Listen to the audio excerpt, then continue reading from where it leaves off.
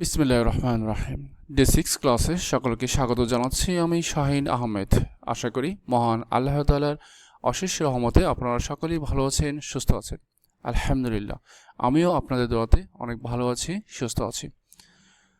আমাদের আজকের আলোচনার বিষয় হচ্ছে ফৌজদারি কার্যবিধি আইনের পঞ্চম অধ্যায়ে বলা হচ্ছে যে গ্রেফতার, পলায়ন বা আসামিকে পুনরায় গ্রেফতার করার পদ্ধতি বা নিয়মকানুন।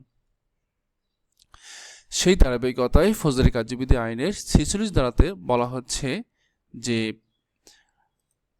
কোনো ব্যক্তিকে গ্রেফতার করার সময় কি কি নিয়মকানুন মানতে হবে বা কি কি নিয়মকানুন পালন করতে হবে। তো আমরা দেখতে পাচ্ছি ফৌজদারি কার্যবিধি আইনের ৩টি ক্লোজ রয়েছে।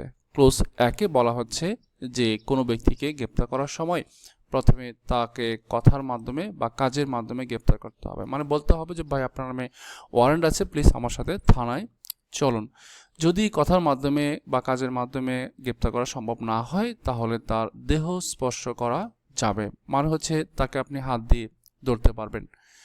এরপরে ২-তে বলা হচ্ছে যে প্রয়োজনে আপনি সকল কৌশল অবলম্বন করতে পারবেন। এখানে মানে বল প্রয়োগ সহ সকল কৌশল অবলম্বন করতে পারবেন। এখানে বল প্রয়োগ বলতে আপনার লাঠিচার্জ সহ যে কোনো ধরনের বল প্রয়োগ হতে পারে। আর সকল কৌশল বলতে বোঝাচ্ছে যে আপনি হ্যান্ডকাপ পরানো বা রশি দিয়ে বাঁধা বা এই ধরনের সকল কৌশল আপনি অবলম্বন করতে পারবেন। ৪৬-৩-তে বলা হচ্ছে যে যদি আসামির অপরাধটি মৃত্যুদণ্ড বা যাবজ্জীবন কারাদণ্ডযোগ্য অপরাধে অভিযুক্ত না হয় সেক্ষেত্রে গ্রেপ্তার করার সময় তার মৃত্যু ঘটানো যাবে না। এখানে মৃত্যু ঘটানোর বিষয়টাকে নিরুৎসাহিত করা হয়েছে। আমরা যদি পিআরবি ১৫৩ দেখি তাহলে আমরা ৪৬-৩-এর সাথে এটার একটা সম্পর্ক দেখতে পারবো যে পিআরবি ১৫৩-তে এরকম আগ্নেয়াস্ত্র ব্যবহার সম্পর্কিত বিধিবিধানের কথা উল্লেখ করা হয়েছে। সেই সাথে আপনার ৪৬-৩ ধারাটাও কিন্তু এখানে একটা রিলেশন রয়েছে। এই জন্য আমরা ৪৬-৩-এর সাথে পিআরবি ১৫৩ দিতে পারি। সর্বোপরি যখন আমরা গ্রেপ্তার সম্পর্কে কোনো বিষয়ে আলোচনা করব বা লিখব বা মাথায় নেব, সাথে সাথে আমরা মনে রাখবো এখানে পিআরবি হচ্ছে ৩১৬। তার মানে সকল ধরনের গ্রেপ্তারের ক্ষেত্রে বা গ্রেপ্তারের ক্ষেত্রে প্রশ্নের উত্তর লেখার ক্ষেত্রে আমরা পিআরবি ৩১৬ বিধিটা প্রয়োগ করব। আমরা কিন্তু গ্রেফতারের নিয়মকানুন পড়লাম। আসলে গ্রেফতার কাকে বলে সেই সংজ্ঞাতে কিন্তু আমরা এখনো পড়িনি। যাই হোক, যেহেতু আমাদের এই সিআরপিসিতে বা ৪৬ থেকে শুরু করে ৬৭ ধারা পর্যন্ত যে গ্রেফতারের নিয়মকানুনের কথা বলা হচ্ছে, এখানে কিন্তু গ্রেফতারের সংজ্ঞা কোথাও দেওয়া হয়নি। তারপরেও আমরা গ্রেফতারের সংজ্ঞাটা জানার চেষ্টা করব। গ্রেফতার হচ্ছে কোনো ব্যক্তিকে তার বিরুদ্ধে যুক্তিসঙ্গত অভিযোগের প্রেক্ষিতে যখন তাকে আইনের হেফাজতে নেওয়া হয় তখন তার কোনো ব্যক্তির স্বাধীনতা থাকে না। এই যে ব্যক্তি স্বাধীনতা হরণ করে যে আইনের হেফাজতে নেওয়া হচ্ছে, এটাই হচ্ছে আপনার গ্রেফতার।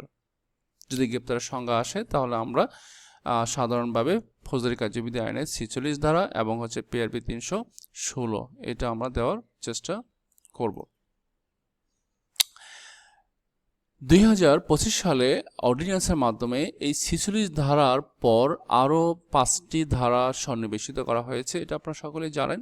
এবং পরবর্তীতে ২০২৬ সালে ২৫ সালের অর্ডিন্যান্সগুলোকে আইনে রূপান্তরিত করা হয়েছে। সেই ধারাবাহিকতায় ৪৬ ধারার পরে ৪৬-এর এ, ৪৬-এর বি, ৪৬-এর সি, ৪৬-এর ডি এবং ৪৬-এর ই, এই ৫টি ধারা আপনার কি করা হয়েছে, ৪৬ ধারার পরে এই ৫টি ধারা নতুনভাবে সন্নিবেশিত করা হয়েছে। এখানে এই ধারাগুলোতে সাধারণত গ্রেফতারকৃত ব্যক্তিকে সুরক্ষা দেওয়া হয়েছে।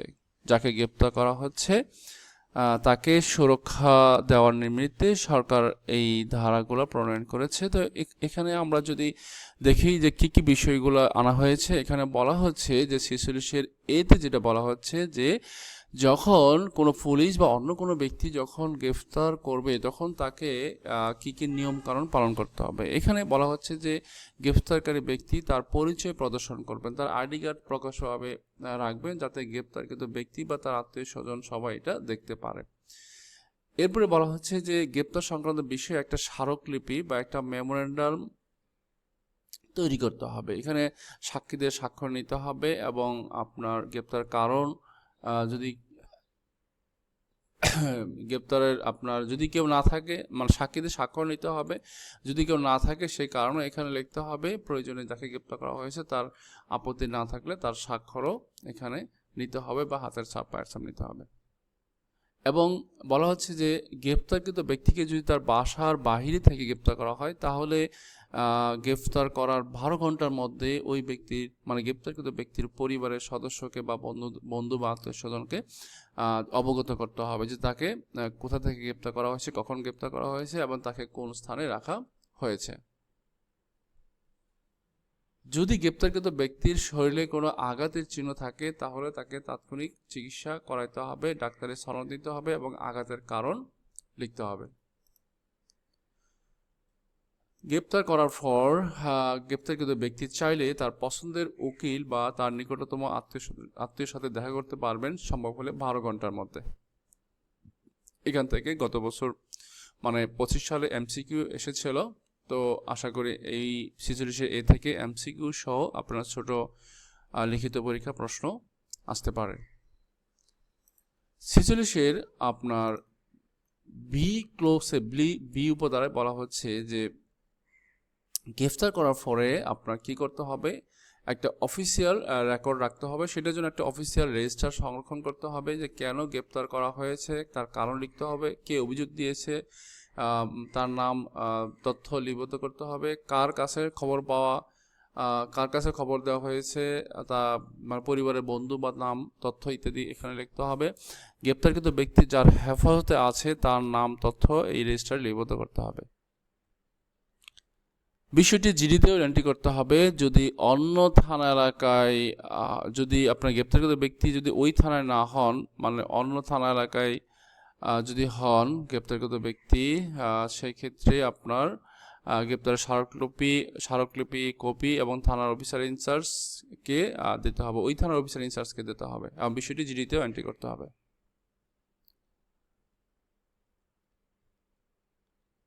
রেজিস্টার বা ডায়েরি দায়িত্বপ্রাপ্ত মানে ডিটি অফিসার চাইলে গ্রেফতার হওয়ার ব্যক্তির আত্মীয় স্বজন বা প্রতিবেশীকে গ্রেপ্তার সংক্রান্ত তথ্য দিতে বাধ্য থাকবেন। এই বিষয়গুলো আপনার 46 বি ধারাতে আলোচনা করা হয়েছে। 46 সিতে বলা হচ্ছে যে গ্রেফতারের তথ্য সংরক্ষণ করা বা প্রদর্শন করা। এখানে বলা হচ্ছে যে জেলা বা মহানগর এলাকার পুলিশ সুপার বা পুলিশ কমিশনার অফিসে একজন দায়িত্বপ্রাপ্ত অফিসার থাকবেন, মানে এএসআই পদের নিম্ন নহে এরকম অফিসার। তিনি কি করবেন, গ্রেপ্তারকৃত ব্যক্তির নাম, ঠিকানা বা কোন অপরাধে গ্রেপ্তার করা হয়েছে তা একটা নথি সংরক্ষণ করবেন, নথিভুক্ত করে রাখবেন এবং এটি প্রতিটি থানা বা জেলার বা মহানগর সদর দপ্তরে দৃশ্যমানের ব্যবস্থা গ্রহণ করবেন, দৃশ্যমান প্রদর্শন করবেন।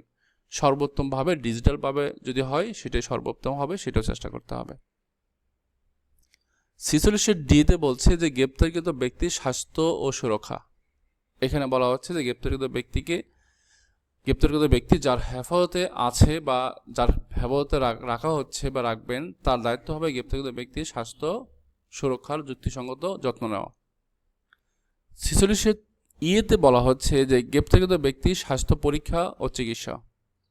এখানে বলা হচ্ছে যে সরকারি হাসপাতালের ডাক্তার দ্বারাই চিকিৎসা বা পরীক্ষা করাতে হবে। যদি সরকারি ডাক্তার না থাকে সেক্ষেত্রে নিবন্ধিত ডাক্তার বা চিকিৎসা দ্বারাও চিকিৎসা করাতে হবে। শর্ত হচ্ছে যদি আসামি বা গ্রেপ্তারকৃত ব্যক্তি যদি মহিলা হয়, সম্ভব হলে মহিলা ডাক্তার বা মহিলা নার্স দ্বারাই তার পরীক্ষা করাতে হবে। চিকিৎসার রিপোর্ট সংক্রান্ত বিষয়ে বলা হচ্ছে যে চিকিৎসক বা নিবন্ধিত চিকিৎসক পরীক্ষার সনদ বা রিপোর্ট সংশ্লিষ্ট পুলিশ কর্মকর্তা বা গ্রেপ্তারকৃত ব্যক্তি বা তার মনোনীত ব্যক্তিকে প্রদান করবেন।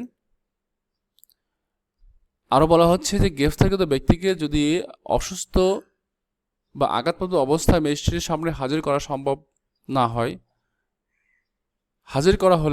যদি গ্রেপ্তারকৃত ব্যক্তিকে অসুস্থ অবস্থায় ম্যাজিস্ট্রেটকে হাজির করা হয় তাহলে ম্যাজিস্ট্রেট তাকে প্রয়োজনীয় চিকিৎসা দেওয়ার জন্য নির্দেশ দিবেন।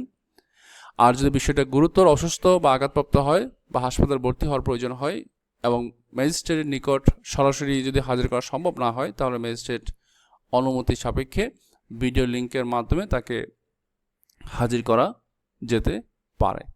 এই ছিল মোটামুটি আমাদের গ্রেপ্তার সংক্রান্ত মানে গ্রেপ্তারকৃত ব্যক্তির সুরক্ষা সংক্রান্ত বিধিবিধান যেটা 46-এর এ, বি, সি, ডি এবং ই ধারাতে আলোচনা করা হয়েছে।